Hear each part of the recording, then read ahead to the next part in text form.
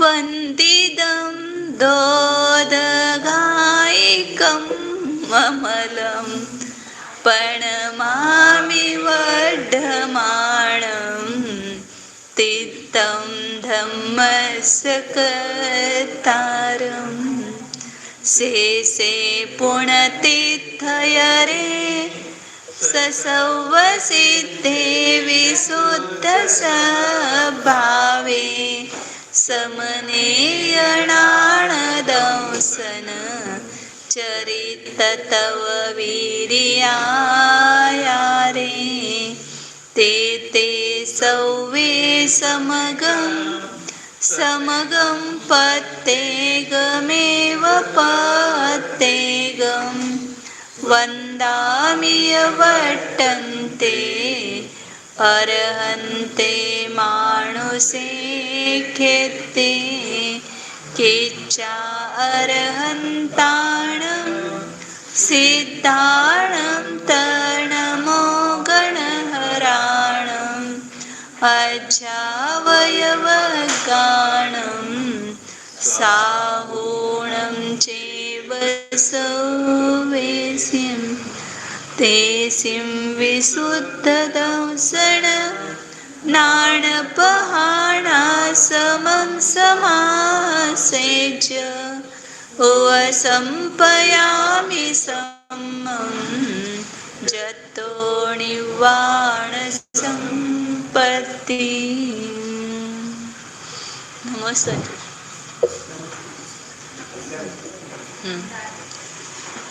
जय बोलो कलिकाल सर्वज्ञ आचार्य कुंद कुंद देव की जय बोलो अध्यात्म मूर्ति अमृतचंद्र आचार्य देव की जय बोलो परम पूज्य जयसेन आचार्य देव की जय बोलो चारित्र चक्रवर्ती समाधि सम्राट आचार्य शांति सागर जी महाराज की जय बोलो प्रातः स्मरणीय गुरुदेव समंत भद्रमुनि महाराज की जय बोलो आचार्य परम पूज्य आचार्य प्रवर 108 सुंदर सागर जी महाराज की जय बोलो परम पूज्य मम दीक्षा गुरु वात्सल्य सिंधु आचार्य सुयस सागर जी महाराज की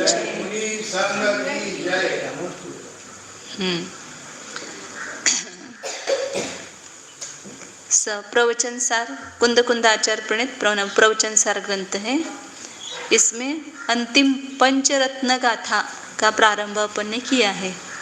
पहला रत्न कल अपन ने शुरुआत किया था, बताया था कि हाँ, इन 5 गाथाओं में जो अपने कल्याण के लिए जानने योग्य है वो बता रहे हैं, क्योंकि आज तक हमारा यही अज्ञान है कि संसार क्या है और मोक्ष क्या है और मोक्ष का साधन तत्व क्या है, यही हमें पता नहीं है। इसलिए कितने अनंत भावों से पुरुषार्थ कर रहे हैं, फिर भी आज तक कार्य की सिद्धि नहीं हुई है। अनंत परावर्तन क्यों करने पड़े? इस तत्व के अज्ञान के कारण ही तो अनंत परावर्तन किए, और जब तक अभी नहीं जानेंगे तो परावर्तन चलते रहेंगे। वही आचार्यों को बताना है यहाँ पर कि जब हम तत्व को जानेंगे तो एक भी पुद्गल परावर्तन पूरा होने वाला नहीं है।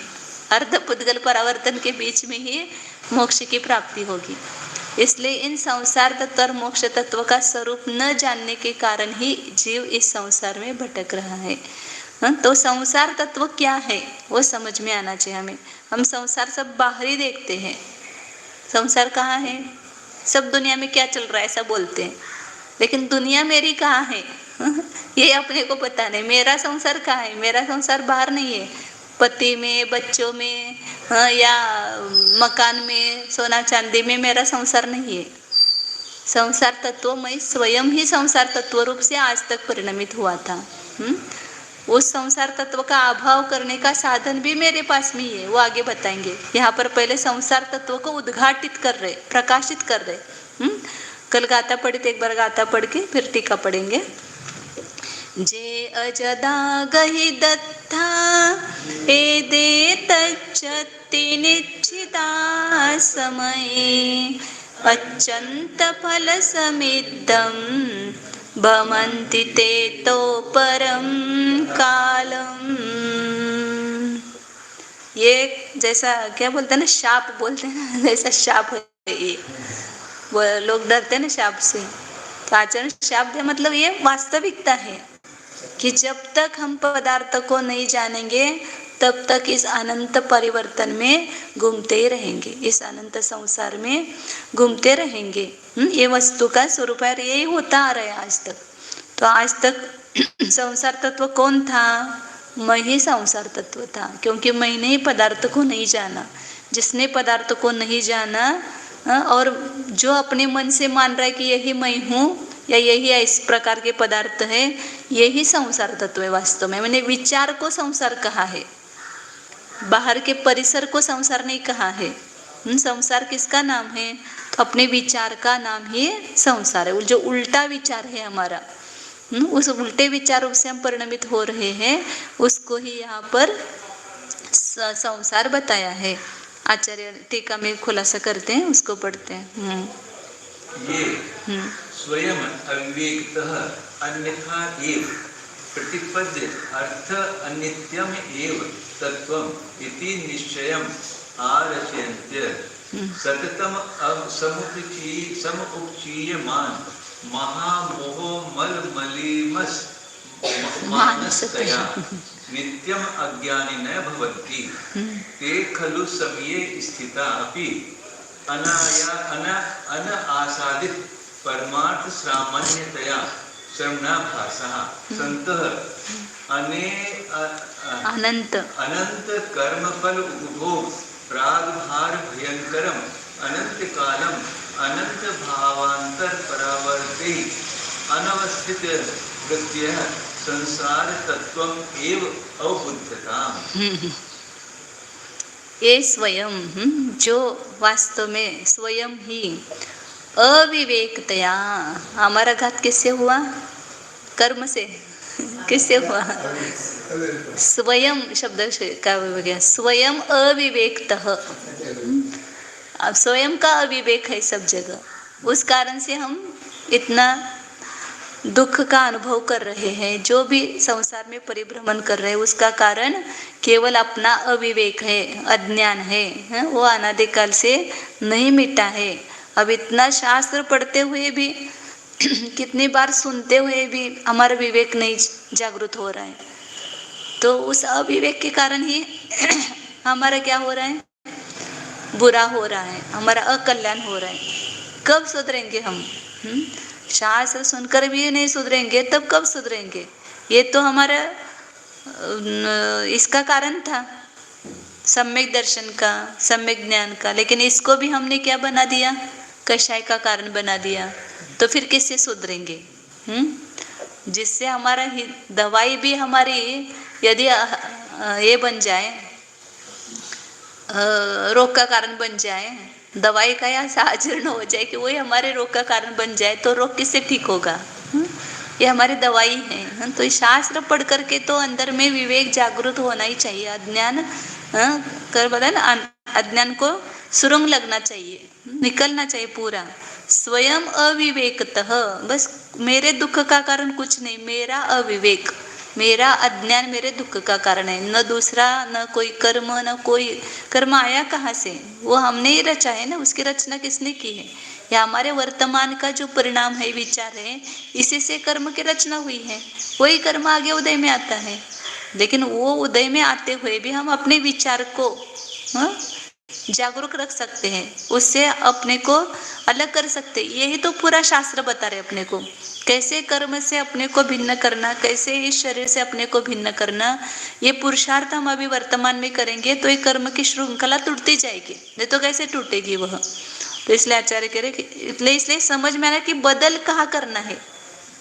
दुनिया में बदल नहीं करना है, बाहर किसी वस्तु में बदल नहीं करना है, बदल यहाँ करना है, अपने में बदल करना है। क्योंकि अविवेक यहाँ पर है, मैं अविवेक रूप से परिणमित हुआ आज तक। इसलिए स्वयं अविवेकतः, स्वयं के अविवेक से, अन्यथा एव प्रतिपद्य, क्या किया मैंने? अविवेक के कारण अन्य प्रकार से स्वीकार किया।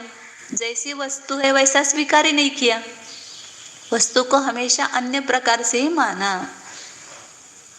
यहाँ पर जो ज्ञान स्वरूप वस्तु है उसको मैं न मानते हुए मैंने अपने को मैं रूप कैसा माना?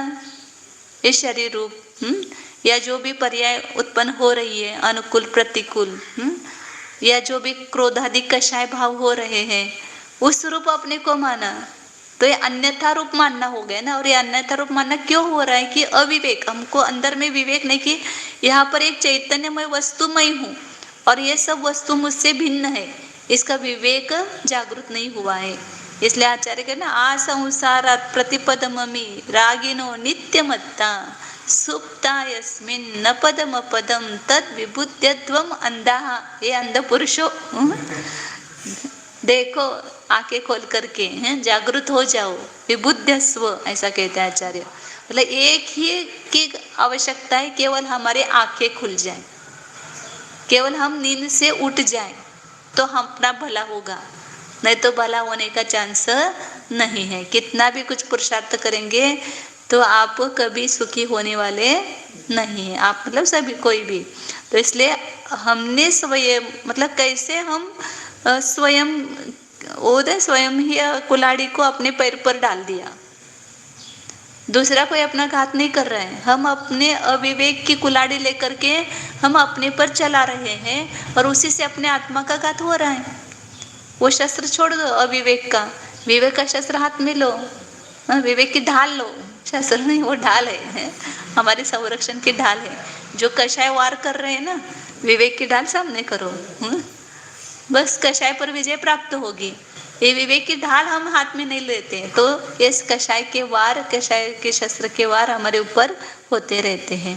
तो इसलिए आचार्य कहते हैं कि स्वयं के अविवेक से इस जीव ने क्या किया, अन्यथा एव प्रतिपद्य, अन्य प्रकार से ही जान करके देखो जीवन जिनका कि जिनको वस्तु का यथार्थ स्वरूप पता चला और उस यथार्थ स्वरूप का आश्रय लेकर के जब उन्होंने अपनी साधना की तो कैसे उनका परिवर्तन हो करके उन एक क्षण में मोक्ष में जा बसे। ऐसे कितने उदाहरण है। चांजन चोर जैसा चोर भी एक क्षण में बदल करके वो मोक्ष मार्ग पर आरूढ़ हुआ और मोक्ष 7 दिन में मोक्ष को प्राप्त हो गया। तो कब नहीं, मतलब किसका कब बदल हो जाए वो कुछ पता नहीं है, लेकिन जब तक अविवेक रहेगा तब तक सुधारने का चांस नहीं है। स्वयं के अविवेक से अन्यथा एव प्रतिपद्य, जैसा वस्तु का स्वरूप है वैसा न जाकर के उल्टा ही दुख का कारण इधर अंदर है और दुख का कारण क्या मान रहे वो ऐसा करते इसलिए मैं दुखी, वो वैसा करते इसलिए मैं दुखी। स्वयं के विचार को देखो, अपन खुद अनुभव करके देखो, अपने विचार जब वैसे चल रहे तब हम स्वयं दुखी हो रहे, और जब हमने विचार बदले तब उनके बदलने से हम सुखी हुए कि हमारे विचार के बदलने से सुखी हुए। जब हमने अपना उच्चार पलट दिया अपने आप सुख हो गया। तो दुख, सुख और दुख का कारण हमारा सही विचार और उल्टा विचार ही है। उल्टा विचार दुख का कारण है और जैसा सही विचार है वही हमारे सुख का कारण है। इसलिए कहा अन्यथा एव प्रतिपद्य, अन्य प्रकार से ही मान करके, ऐसा अभिप्राय धारण करके, अर्थान इत्थम एव तत्वम, उसमें थ चाहिए सर, इत्थम है क्या आपको, उसमें थ चाहिए वो, अर्थान इत्थम एव, ऐसा है वो, पदार्थों को ऐसा ही है, ऐसा मतलब हमने जैसा अंदर में लिया ना, आप व्यवहार में भी देखो ना, आपको लगता है कि वो वैसा है, हमको लगता है कि वैसा है, हमने जैसा स्वीकार किया ना वैसा ही उन पदार्थों को देखने लगते हैं। मेरे दृष्टि से इनमें बहुत गुण है तो मुझे ये सब गुण ही दिखाई दे रहे हैं, आपकी दृष्टि में इनको दोष देखते तो ये सब दोष रूप से दिखाई दे रहे हैं। तो हमने जैसे वस्तु को अभिप्राय में ग्रहण किया वैसे पदार्थ हमें दिखाई देते हैं। अब एक ही वस्तु किसी को अच्छी क्यों दिखती है और किसी को बुरी क्यों दिखती है, तो उनके अपना अपना अभिप्राय है। अब उस वस्तु की तरफ देखने की उनकी दृष्टि है वह, तो हमारी भी दृष्टि अनादिकाल से कैसी हो रही है कि वस्तु जैसी वैसी नहीं है, उल्टी दृष्टि है। बाहर के रूप को देखकर, क्षणिक रूप को देख करके हम उस वस्तु को वैसा ही मान रहे हैं। या संयोग को देखते हुए भी वो संयोगिक पदार्थ जो एक अदृश्य है, अमूर्तिक है, वो हमें दिखाई नहीं देता इंद्रियों से, और जो दिखाई देता है उसको ही हम स्व मान बैठे हैं। शरीर को क्यों स्व मान रहे हम, क्योंकि आत्मा नहीं दिखाई दे रहा है। आत्मा अदृश्य है ना, वो दिखता नहीं है। हाँ, तो इंद्रिय के द्वारा ही देखने की आदत लगी है, तो इंद्रियों से देव दिख रहा है, ये दिख रहा है, तो यही मैं हूँ बस, और मैं कौन हूँ। मतलब ये बहुत अज्ञान अंदर बैठा हुआ है। तो अन्य प्रकार से जान करके अर्थान इत्थमेव तत्व, पदार्थों को ऐसा ही तत्व, मैं जैसा जान रहा हूँ ना वैसा ही है, ऐसा निश्चय आरचयंत, ये मान्यता निकलना बहुत पुरुषार्थ का काम है, बहुत दुर्लभ है, समझो अशक्य तो नहीं है, लेकिन कष्ट साध्य है। कष्ट साध्य इसलिए कि मतलब बाहर का सब हम बदल करेंगे, आप बोलो सब घर बार छोड़ेंगे, दीक्षा लो, महाराज जी बार बार बताते दीक्षा भी लेंगे, लेकिन ये अंदर की मान्यता हमारे निकलना बहुत मुश्किल है। हाँ, ये निकलना चाहिए, वो निकली तो हमारा इधर आना सार्थक हुआ। और अंदर में मान्यता वैसी है, वहाँ पर गृहस्थ अवस्था में गृहस्थ अवस्था को अपनी मानते थे, और यहाँ आकर के मैं साधु हूँ, मैं मुनि हूँ, मैं 28 मेरा ये चर्या, मेरी क्रिया, मतलब उस क्रिया को का भी वो करता होता है, जैसे मुनि अवस्था में करने योग्य जो कार्य है उसका हम करता हो गए, तो गृहस्थ अवस्था में जैसे उस कार्यों का हम करता होते थे, वैसे यहाँ पर ये इन कार्यों के करता हुए फर्क क्या हुआ। वहां पर केवल हमने विषय बदल दिया, लेकिन मान्यता तो नहीं बदली।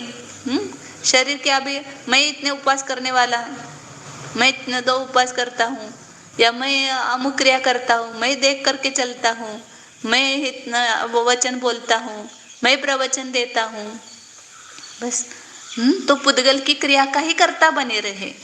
यहाँ पर भी हमने विवेक नहीं किया, यहाँ मैं एक जीव नामक पदार्थ हूँ, मैं एक अनादि अनंत शुद्ध चैतन्य तत्व हूँ, ऐसे अपनी पहचान नहीं की, और इस बाहर के पर्याय में ही अपनत्व बुद्धि, बाहर के संयोगी पदार्थों में ही ममत्व बुद्धि, ये सब मेरे शिष्य है, ये मेरा संघ है, मेरे संघ में ऐसा नहीं होगा, बस वहाँ पर कुटुंब को अपना परिवार माना था, या संघ को अपना परिवार माना। तो बदल क्या किया हमने, मतलब अंदर की मान्यता नहीं बदली, और वहाँ उसका करता होता था, हाँ विपर का ही कर्तृत्व लिया, वहाँ विपर का कर्तृत्व लिया। तो ये अंदर का ये संसार तत्व ये समझ में नहीं आता है। हमने संसार छोड़ दिया ऐसा लगता है, लेकिन संसार छोड़ा नहीं, संसार को लेकर ही बाहर निकले हैं, यदि अंदर की मान्यता नहीं बदली है तो। इसलिए कहा कि स्वयं के अविवेक से अन्य प्रकार से ही स्वीकार करके, अभिप्राय में मान करके पदार्थों को ऐसा ही है तत्व, ऐसे निश्चयम आरचयंत, ऐसे निश्चय को रचता हुआ, ऐसे निश्चय को करता हुआ अंगीकार करके, सततम, सतत क्या क्या है, बार बार यही अमृंग है ना, यही संस्कार है अज्ञान के, ये मैं हूँ, वो मैं हूँ, ये मेरा, ये वो मेरा है, इस प्रकार के निश्चयम आरचयंत, सततम क्या किया, समुपचीयमान महामोह मल मली मस मानसतया, कैसा अनुप्रास उतने उतने में आचार्य करते हैं रचना, सब म आया है, मह सब। तो समुपचीयमान मतलब संग्रह किया गया, किसका, महामोह, किसका संग्रह कर रहे हर समय, हर एक में मैं पने की बुद्धि, मेरे पने की बुद्धि, तो किसका संग्रह हो रहा है, मेरा घर पुणे में है, मैं कब जाऊंगी, कब सब परिवार से मिलूंगी, किसका संचय चल रहा है, मोह का चल रहा है ना संचय। तो ऐसा मोह का बालापुर में हमारे घर में कब जाएंगे, सबको लगाए छुट्टी देंगे तो हम चले जाएंगे, सबको छुट्टी चाहिए दे दो, हाँ दिवाली के, ये मोह का संचय अंदर में चल रहा है। समुपचीयमान महामोह मल, मोह क्या है, मल बताया उसको, मोह ये चीज क्या है, आत्मा का बहुत बड़ा मल है, ये बाहर का मल तो हमें दिखाई देता है, इसको हम पानी से धो देते हैं, और मोह थोड़ा भी सहन नहीं, मल थोड़ा भी सहन नहीं होता है, वस्त्र का मल सहन नहीं होता है, फिर शरीर का मल सहन नहीं होता है, लेकिन अंदर में ये महामोल मोह का मल इस आत्मा के साथ चिपक करके बैठा हुआ है, और वो हमें तकलीफ दे रहा है, उसकी तकलीफ नहीं समझ में आ रही है, हाँ? तो इस मल को दूर करना है, हमें धोना है, तो वो समझ में आना चाहिए। पहले क्या हो गया इसका, समुपचयमान महामोह रूपी मल से मलिन हो गया। कौन? मानस, हमारा मन उस महामोह रूपी मल से मलिन हो गया है। किसके कारण? ये बार बार इस प्रकार के संस्कार है, मिथ्यात्व के संस्कार, अज्ञान के संस्कार, और उसमें उसको लगता है कि मैं जैसा निर्णय किया वैसा ही वस्तु का स्वरूप है, इसलिए इस मोह के संस्कार दृढ़ हो गए हैं। इसलिए नित्यम अज्ञानिनः भवन्ति, जो जीव, ये किस किस बात चल रही है? श्रमणों की बात चल कह रहे आचार्य। ये मतलब कौन? ये जो श्रमण नित्य अज्ञानी होते हैं, ते खलु, वे वास्तव में समय स्थितापि, कैसे शब्दों का प्रयोग किया देखो, समय में स्थित होने पर भी हम जिनेंद्र भगवान का जो दीक्षा हमने धारण की है, जैनेश्वरी दीक्षा हम धारण की है, ऐसा मान रहे हैं ना, जिनेंद्र भगवान के हम शिष्य अनुयायी है, तो इसलिए समय में स्थित होने पर भी, भले ही जैनेश्वरी आपने दीक्षा ली हो, फिर भी अनासादित परमार्थ श्रामण्यतया, जिसके अंदर में ऐसी मान्यता नहीं गई, विपरीत अभिप्राय नहीं छूटा, वह परमार्थ श्रामण्यपणे को प्राप्त नहीं है, वास्तविक श्रमण ही नहीं है। श्रमण का वेश धारण किया है। श्रमण का वेश धारण करना अलग बात है, श्रमण होना अलग बात है। इसलिए बहुत अपने को संभालना चाहिए। ये हमने धारण किया, किस लिए धारण किया है, ये अपने को अंदर भीतर समझ में आना चाहिए। तो वास्तविक श्रमणपना क्या है कि यथार्थ पदार्थ को जान करके, वैसा मान करके अपने को उसमें स्थित करना, उसके अनुसार अपने आत्मा को उसमें स्थापित करना, ये वास्तविक श्रमणता है। लेकिन इसने जाना ही नहीं है, अविवेक के कारण वस्तु के स्वरूप को ही उल्टा माना है, तो ये महामोहमल से अत्यंत मलिन होकर के अज्ञानी होते हैं। ते खलु समय स्थितापि, वे जीव समय में स्थित होने पर भी वास्तविक श्रमणपने को प्राप्त नहीं होने से, दूसरों की तरफ मत देखो, ये अपने में देखो बस, मेरे में श्रमणपना है कि नहीं है, मुझे श्रमण होना है, या मुझे वास्तविक वस्तु के स्वरूप को जान करके इस संसार तत्व का अभाव करना है। इसलिए अपने में संसार देखना, मैं संसार तत्व रूप हो क्या? किसको संसार तत्व कहा है? जिसमें इस प्रकार की परिणति है, इस प्रकार का अभिप्राय हो करके ऐसी परिणति जिसमें है, उसको संसार तत्व कहा है। फिर ये संसार तत्व अपने में है ऐसा दिखाई दिया तो तुरंत फिर आगे आचार्य उपाय बताएंगे उसका। तो लेकिन ये वास्तविकता को जानने की आवश्यकता है। वे समय में आगम में स्थित अपने इस जैन मत में स्थित होकर के भी जिन्होंने परमार्थ श्रमणपना स्वीकार नहीं किया होने से श्रमणाभासा संत, वे कौन है? श्रमण नहीं है, श्रमणाभास। जैसे जल नहीं होने पर भी जल का आभास होता है, बहुत सारे आभास होते हैं ना अपने को, कि दूर से ऐसे दिखाई देता है लेकिन वैसा नहीं होता है, उसको आभास कहते हैं। कोई कितना सज्जन जैसा लगता है लेकिन अंदर में मायाचार भरा हुआ है, तो सज्जनता का आभास होता है। ये साधु का पने का आभास हो गया। ये संत क्या करता है? वो श्रमणाभास, उससे किसका अकल्याण हो रहा है? उसी जीव का अकल्याण हो रहा है। अनंत कर्म फल उपभोग प्रागभार भयंकरम भयंकरम अनंत कालम, आगे का अनंत काल कैसा है उस जीव का? अनंत कर्म रूपी फल के उपभोग से भयंकर है। बहुत कर्म के फल भोगने पड़ेंगे यदि हम संसार तत्व नहीं छोड़ेंगे। यदि ये श्रमणाभासपना हमारा नष्ट नहीं होगा तो छुटका नहीं होगी। भले आप एक बहुत अच्छी तरह से साधना करके स्वर्ग में चले जाएंगे, एक आध दो भाव आपके स्वर्ग को मिलेंगे, लेकिन उसके बाद क्या दशा होगी आपकी? नियम से केंद्र आदि पर्याय में जाना पड़ेगा, और वहाँ कितना फल भोगना पड़ेगा। कितने ही नरकों में ऐसे जीव हैं कि जिन्होंने मतलब मुनि होकर के वो नरक में गए हैं।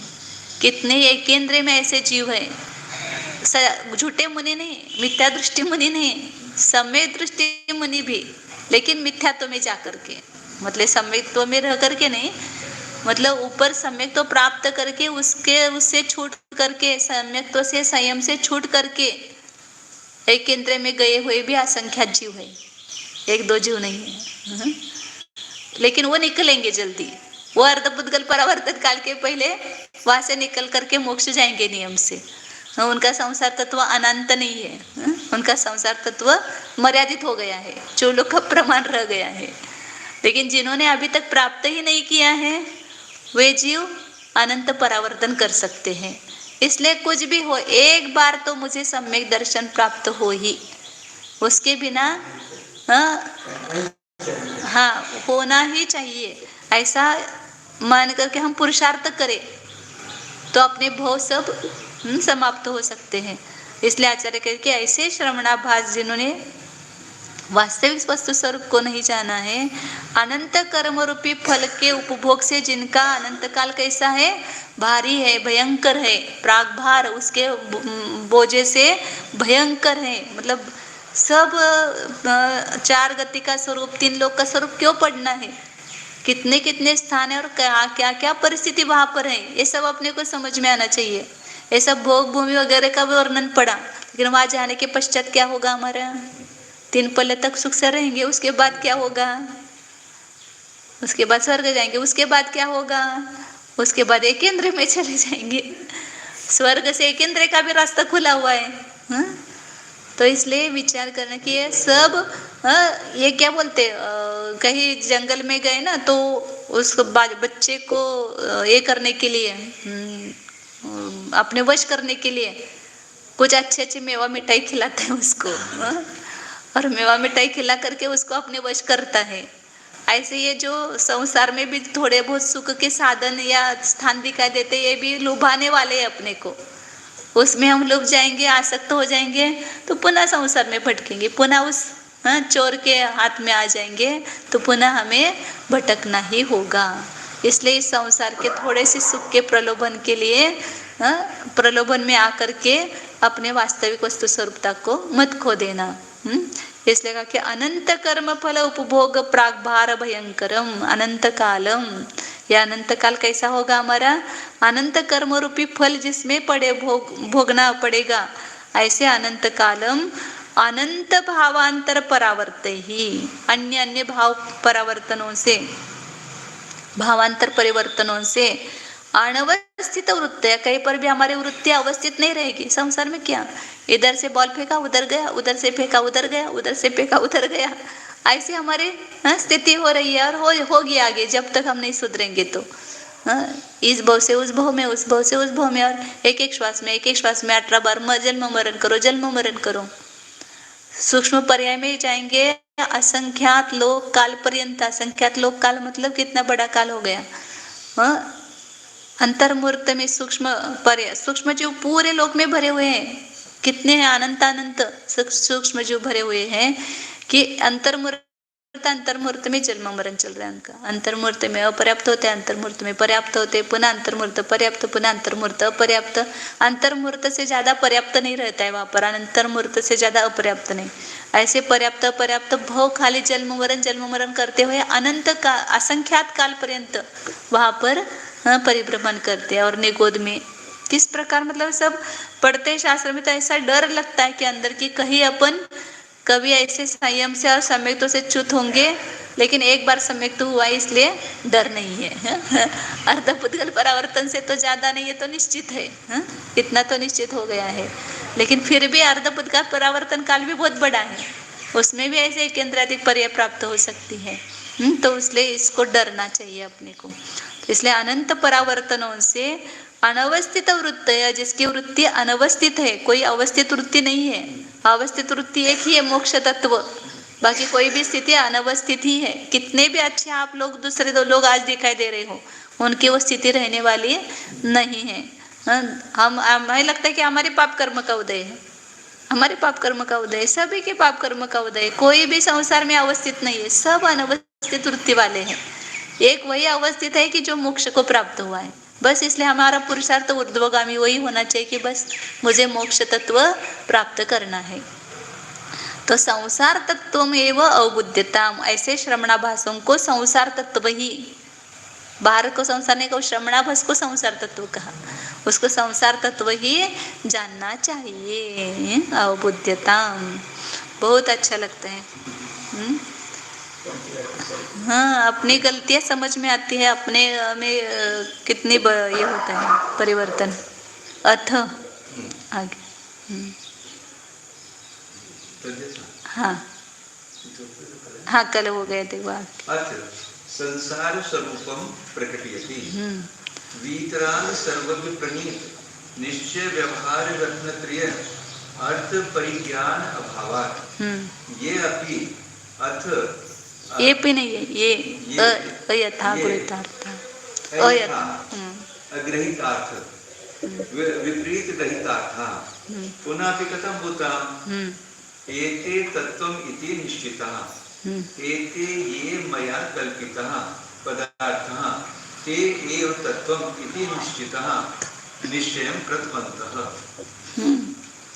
जो कैसे है अजदा गहि दत्ता, ये याद रखना हमेशा। एक शब्द अजदा गहि दत्ता, संसार तत्व कौन है?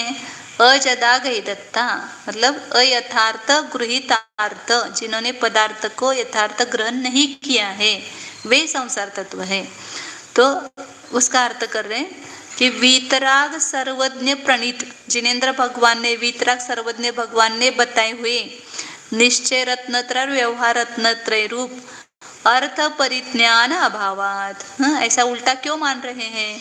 क्योंकि जिस सर्वज्ञ वीतराग सर्वज्ञ ने प्रणीत किया हुआ जो व्यवहार और निश्चय रत्नत्रय है उसके अर्थ परिज्ञान का अभाव होने से जो अयथार्थ गृहीतार्थ है, मतलब विपरीत गृहीतार्थ। हाँ, अयथार्थ मतलब ही विपरीत, जैसा वस्तु का स्वरूप है ऐसा न मान करके उल्टा मानना, यही विपरीत गृहीतार्थता है।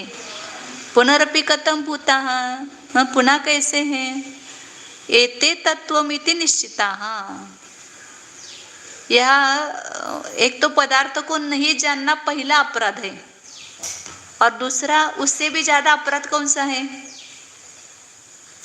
उल्टा जानना, ये उससे भी ज्यादा अपराध है।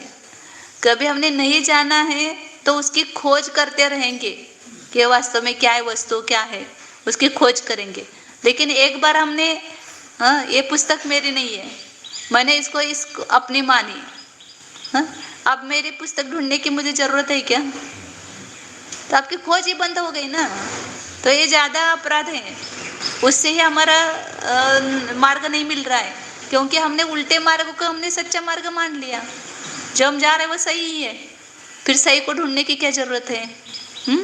तो इसलिए नहीं जानना ये अपराध, लेकिन उससे उल्टा जानना ये बहुत बड़ा अपराध है। उससे हमारा गति कुंठित हो जाती है, हमारी प्रगति कुंठित हो जाती है। तो इसलिए विपरीत जो जाना हुआ है, क्या जाना हुआ है कि एते तत्त्वमिति निश्चिता, मैंने जो जाना है ना, नहीं शुभ ही उपयोग ही मोक्ष का कारण है, यही हमारा सही है, बस है ना, हमने ऐसा ग्रहण किया ऐसा ही बराबर है, ऐसा उल्टा ही मान ले, फिर वो हमने जो जाना है वो सही ही है, उस मान्यता को बदलने के लिए तैयार भी नहीं है। तो ये तत्व ही है, ऐसा ही है, इस प्रकार का जिन्होंने निर्णय किया है विपरीत गृहीतार्थ है, और जैसा विपरीत ग्रहण किया उसको ही निश्चित बुद्धि जिनकी हुई है कि जो मैंने कल्पित पदार्थ जाने हैं वे ही तत्व है, ऐसा जिनका निर्णय है निश्चयं कृतवन्तः। जब विपरीत मिथ्या दृष्टि कितना भी कहेंगे तो भी वो बदलेंगे नहीं। बोलते हैं ना, ब्लैक बोर्ड साफ हुआ तो इस पर लिख सकते हैं, लेकिन इस पर लिखा हुआ है तो कैसे लिखेंगे? नहीं लिख, उसको मिटाना पड़ता है, फिर उसको लिखना पड़ता है। ऐसे हमारे पूरा लिखा हुआ है, हाँ हमने तो जाना हुआ बराबर ही, हमने तो ऐसा ग्रहण किया है, ये हमारा सही है। अब आप कितना भी कुछ कहेंगे तो अंदर नहीं जाएगा वो, और जिसकी साफ पाटी है उसको कहो तो फिर उसको जल्दी ग्रहण हो जाएगा, उसका अज्ञान दूर होगा। लेकिन विपरीत ग्रहण करने वालों का अज्ञान कभी दूर होना मुश्किल है, असंभव नहीं, लेकिन अशक्य नहीं है, लेकिन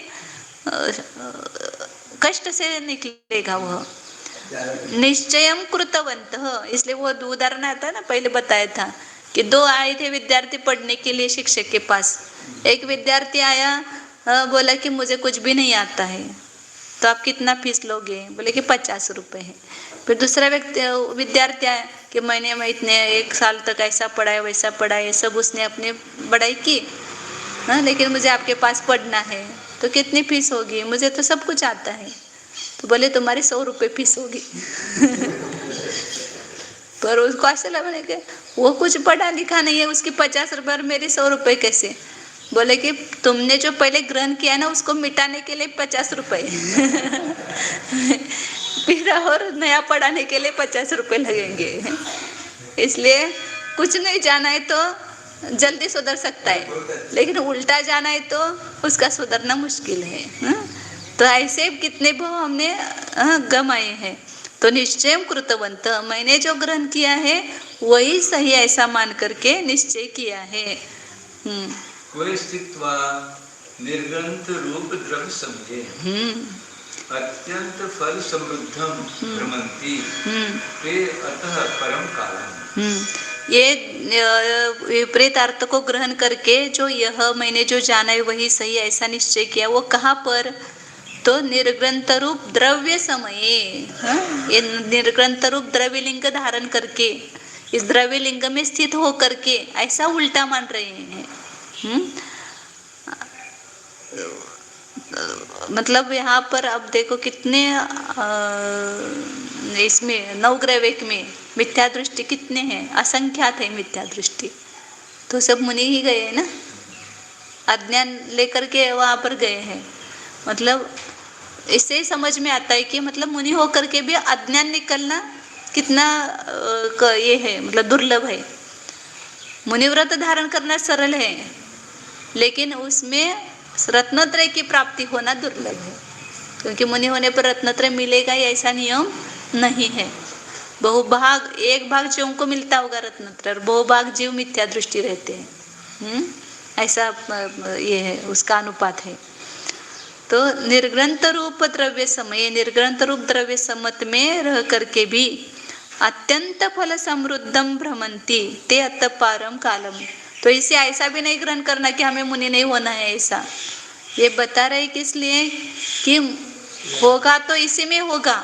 मुनिपना स्वीकार करके अभी मोक्ष तत्व बताएंगे, आगे मोक्ष मार्ग तत्व भी बताएंगे, लेकिन वो उसमें क्या गलती होती है ये बताने के लिए ऐसा बता रहे हैं। नहीं तो ऐसा नहीं, ऐसा मुनि अनंत बार होने से भी फायदा नहीं, तो हमें क्यों मुनि बनना है?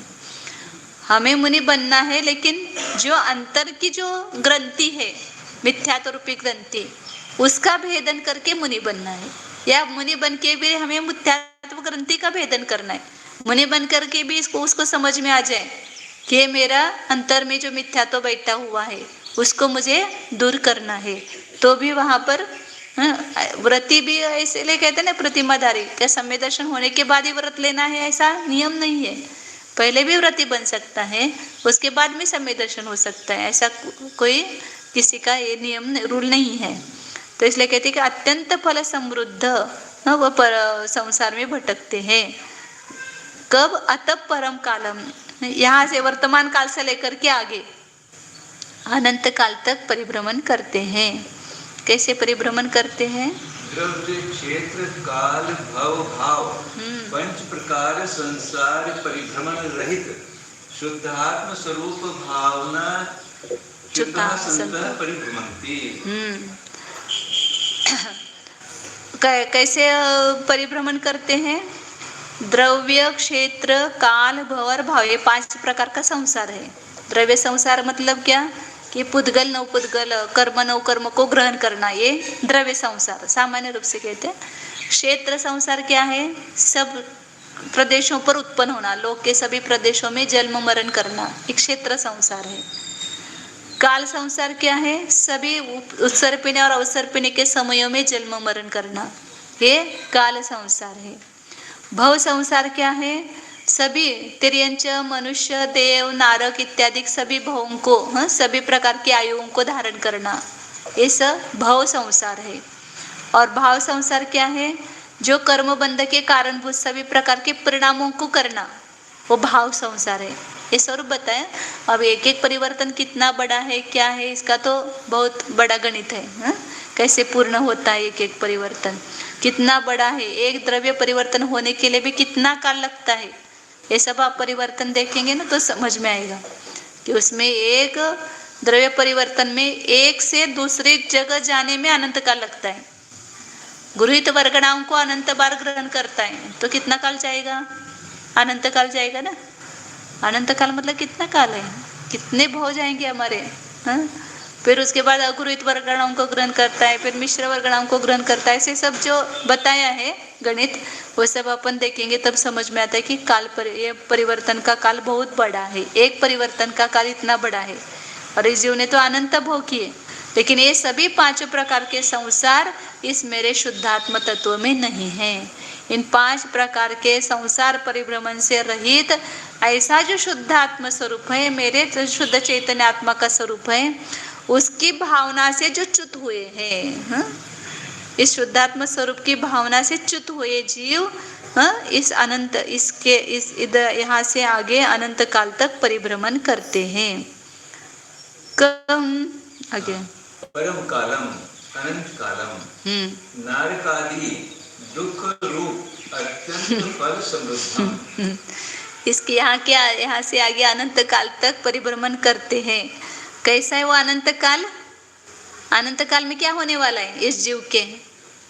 नारकादि दुख रूप अत्यंत फल से समृद्ध है अनंत काल। फल से समृद्ध, कौन से फल से समृद्ध? नारकादि दुख। देखो एक नरक के दुख को दे अपन सुनते हैं तो इतने अपने रोमांच खडे होते, इतने काय म्हणतो शहारे येतात आपल्या अंगावर, आणि प्रत्यक्ष वहां पर जाकर के जीव वो दुख भोगता होगा तो उस समय कितना दुख होता होगा। यहाँ का एक दुख देखो ना, उसको सहन करने में हमें कितना जोर आता है, और वहाँ कैसे जाकर कितना दुख सहन करेंगे। या थोड़ा सा एक रात भर हम खाना नहीं खा करके नहीं रह सकते, हमारे नहीं चलता है, हमारी तबीयत ठीक नहीं रहती। वहाँ असंख्यात वर्षों तक, असंख्यात काल तक आप बिना आहार के कैसे रहते हो, वहाँ पर कितना दुख सहन करते हैं। तो ऐसे दुख से भरा हुआ है अनंत काल, मतलब नरक, निगोद आदिक, अन्य स्थावर आदिक, विकलेंद्रिय, सभी जीवों का दुख देखो। यदि हम नहीं सुधरे ये सब फल मिलेंगे हमें। आज दूसरों का देख रहे हैं, वो हमें कल हम उस जगह होंगे। आज पेड़ को देख रहे हैं, आज उस गाय को रोज देखते हैं, रोज भी कल पाता है मुझे कि देखो कैसे जीवों की परिणति क्या करते होंगे। यहाँ सब इतना पास में मंदिर है, उपदेश चल रहा है, लेकिन उन बेचारों को कुछ है क्या? प्राणियों को क्या, मनुष्यों को ले लो। मंदिर के पास होने पर भी कुछ लाभ नहीं है। तो ऐसे मनुष्य को कितने हमने गमाए होंगे। पास में मंदिर, पास में जिनवाने की निरंतर अमृत धारा बह रही है, फिर भी वो हमारे कानों में नहीं पड़ रही है, तो हम कितने अभागी जीव है। तो कह रहे कि ऐसा अनंत काल हमारा कैसा जाएगा, दुख रूप फल उसमें भरे हुए होंगे। तो आज वर्तमान का इतना सा छोटा सा दुख आपको सहन नहीं होता है, तो ऐसे इतने बड़े बड़े दुख कैसे सहन कर पाओगे आप? इसलिए सोचो अभी कि अभी सुधरने का चांस है, आगे सुधरने का चांस नहीं है। यह ऐसी पर्याय है कि यहाँ से हम बहुत कुछ अपना थोड़े काल में बहुत बड़ा प्रॉफिट कर सकते हैं, लेकिन वो थोड़ा काल भी हम कैसा गमा रहे? बिना व्यवसाय के, बिना आत्म व्यवसाय के गमा रहे हैं। आत्मा के लिए व्यवसाय कर रहे हैं क्या? आत्मा के लिए कितना दे रहे हैं? सब बस यहाँ भोग, इस भोग का हमारा चलना चाहिए, हमारे प्रॉपर्टी बढ़नी चाहिए, हमारे अमाउंट बढ़नी चाहिए, बस उसके लिए रात दिन प्रयत्न, और अपने आत्मा के लिए कुछ प्रयास नहीं। उस प्रॉपर्टी से अपना कुछ भी भला बुरा होने वाला नहीं है। वो अगले भव में हमें दुख में काम आने वाली नहीं है प्रॉपर्टी। और इस प्रॉपर्टी को इकट्ठा करने के लिए जो पाप कमा रहे हैं, उसका फल भोगने में ये प्रॉपर्टी काम नहीं आएगी। इसलिए प्रॉपर्टी के पीछे मत लगो, अपने आत्मा का देखो अंदर भला कैसे करना है, मेरे आत्मा का कैसे भला हो, इसको हमें सोचना चाहिए। नहीं सोचेंगे तो हमारा अनंत काल नारकादि दुखों रूपी फल से भरा हुआ है। ऐसे फल चखने तो जाओ, कुछ मत करो। हम जब इतना बताते हुए भी कोई सुनता नहीं, तो ऐसा विचार आता है इस जीव का भला होना ही नहीं तो हम क्या कर सकते हैं, उसको फल भोगना ही है आगे, तो भोगने दो, हम क्या करेंगे उसको। अतः वर्तमान कालात परम है आगे थे। पुनः अपि कथं भूतम् अतः वर्तमान कालात् परम भाविनम इति। पुनः कैसा है काल, पीछे का तो गया, ऐसा ही अनंत काल दुख भोगते हुए, और नहीं अभी सुधरे तो आगे का भी भावी काल, ये अनंत काल फल अत्यंत नारकादि दुख रूप फल से समृद्ध है। कथं भूतम् अयम अत्र अर्थः इत्थं भूत संसार परिभ्रमण परिणत पुरुषः एव अभेदेन संसार स्वरूपम ज्ञातव्यम् इति। यह संपूर्ण गाथा का भावार्थ क्या है कि इस प्रकार के संसार परिभ्रमण से परिणत जो पुरुष है, जो ये सब फल भोग रहे, वो पुरुष ही अभेदने से संसार का स्वरूप है। ये संसार आत्मा की पर्याय है। और किस आत्मा की पर्याय है कि जिसने वस्तु के स्वरूप को नहीं जाना है और पदार्थ को विपरीत ग्रहण करके उसमें ही स्थित है, निश्चित है। ऐसे पुरुषों की ऐसे जो पुरुष है विपरीत अर्थ के ग्रहण से युक्त, वे ही संसार स्वरूप है, ऐसा जानना चाहिए।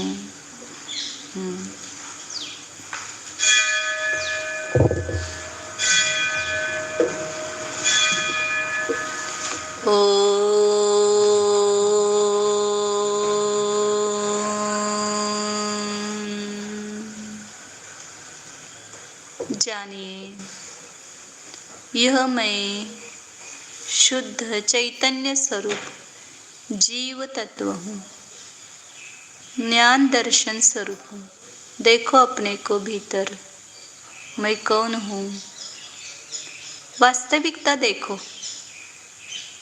यह जो भी दिखाई दे रहा है आंखों से, वह मैं हूँ क्या? ये जो आंखों से दिखाई देता है उसको तो हम जलते हुए देखा है स्मशान भूमि में, तो ये मैं कैसे हो सकता हूँ? मैं तो कभी नष्ट होने वाला नहीं हूँ। मैं पहले भी था, बाद में भी रहूँगा। तो इस दृश्य पदार्थ रूप मैं नहीं हूँ। इसका पक्का निर्णय कीजिए। जो दिखाई देता है वह मैं नहीं हूँ। पश्यामि यत् इंद्रियैः तत् नाहम्। और आँख को बंद करके भीतर देखता हूँ तो जो अंतरंग में चैतन्य ज्योति प्रतिभासित होती है, चैतन्य का एहसास होता है। अंतः पश्यामि सानंदम तदस्तु ज्योतिरुत्तमम। हा हा।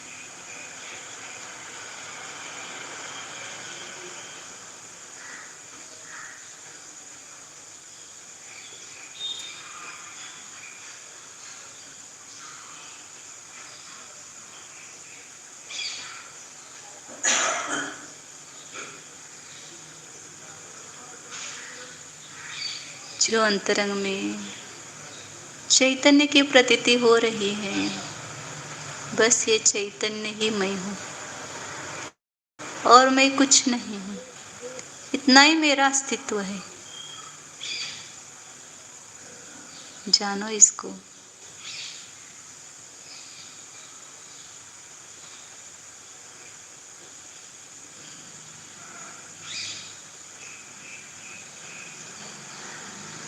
इस आत्मा का उद्धार बस इस अपनी चैतन्य ज्योति में अपनापन करने से ही होगा, अन्य किसी में नहीं है। तो ये कार्य कुछ भी करके करो, इस अपने शुद्ध चैतन्य स्वरूप में एक बार अपना निर्णय करो कि यही मैं हूँ, अन्य कुछ नहीं है।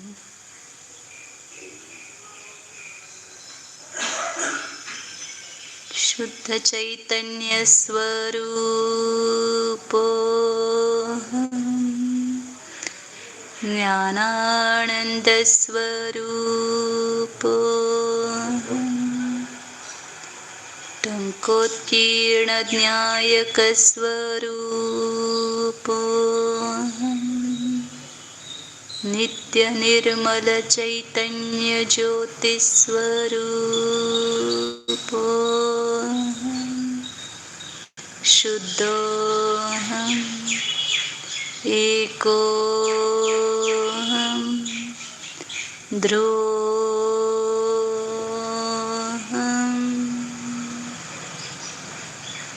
ॐ